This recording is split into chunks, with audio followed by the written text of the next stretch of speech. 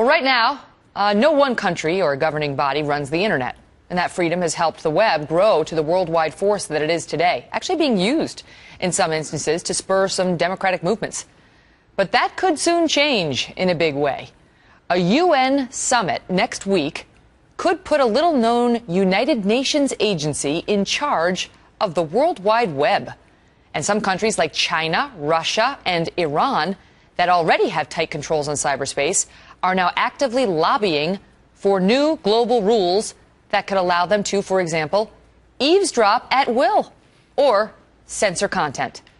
Brooke Goldstein is the director of the Lawfare Project, and she's with me now. So, Brooke, I mean, it's no big surprise that China and Iran, and Russia for that matter, would love to control the internet. But it is kind of a surprise that they're going to have some conference with the UN in Dubai next week. We're attending, and this is going to be the topic? Look, looking at the history of the United Nations and how it's tried over the past 10 years to stifle free speech, especially speech on the internet that's deemed offensive to Islam, I'm not surprised at all. I mean, we've seen a coordinated effort by the Arab League, by the United Nations, and with countries like China, Iran, and Russia try and wrestle control of the internet from the nonprofits, from the engineering organizations that provide the regulations, that provide the protocol, into government hand, and the United Nations is now going to legitimize this. What they already cracked down, they censor the internet already to some extent in their respective countries. So how much more control do they want? Well, they want legitimacy and they want coordinated control. And what this is going to result in, people are predicting at the very worst, is a fractured internet, is an internet that changes depending on whose borders you're in. What it's also going to result in are high levels of taxes for internet providers. So U.S.-based companies like Google or Yahoo who want to provide their services to Russia, to China, are going to be taxed. And that's going to be an incentive not to provide it. It's also going to create a very highly coordinated censorship, something that we've never seen before.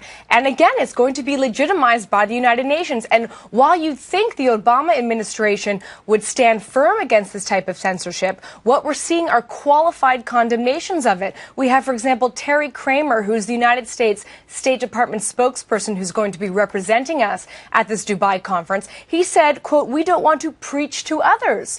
Well, the contrary is true. We have the responsibility to preach to others what free speech regulations are not allowed on the internet. Terry Kramer also said, though, that they're not going to let this little UN body expand its authority to the internet. So we stand opposed to the push, but the question is whether we need to be the leader in the opposition. I mean, we had you on in the wake of the whole Benghazi thing to talk about, because we came out and we criticized this video very harshly, even though the video, turns out, was not behind it. But the Middle East protests were, to some extent, about this video that criticized the Prophet Muhammad.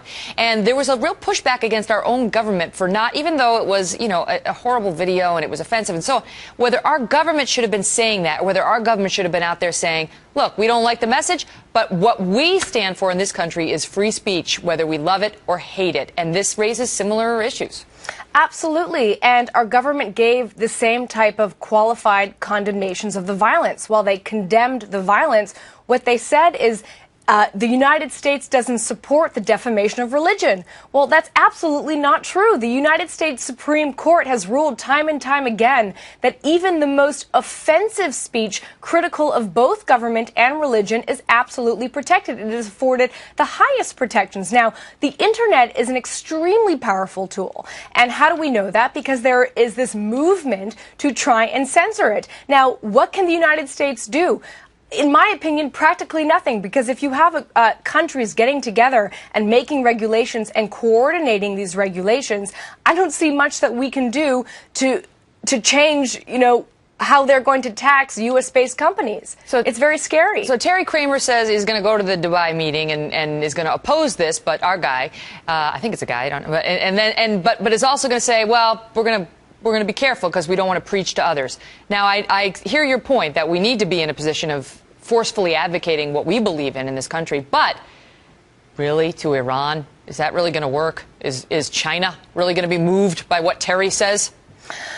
Well, look, we have to look at exactly how the internet has been regulated to date. We have groups like ICANN, the International Corporation for Assigned Names and Numbers. It's a nonprofit based in the United States. Because it's based in the United States, the U.S. law controls what domain names are issued. So, yes, we can preach in that sense. If you look at, for example, the International Engineering Task Force, they don't listen to what Islamic censorship rules are. They operate under the basis of what is going to create a free and open internet. What we need to do, besides obviously issuing condemnations, is maintain control over the nonprofit organizations that to date have been able to regulate or prevent extreme regulations on the internet. You already have companies like Google coming out and starting an online petition for a free and open internet, so they're watching. All right, Brooke, thank you so much. Great to see you again. Thanks for having me.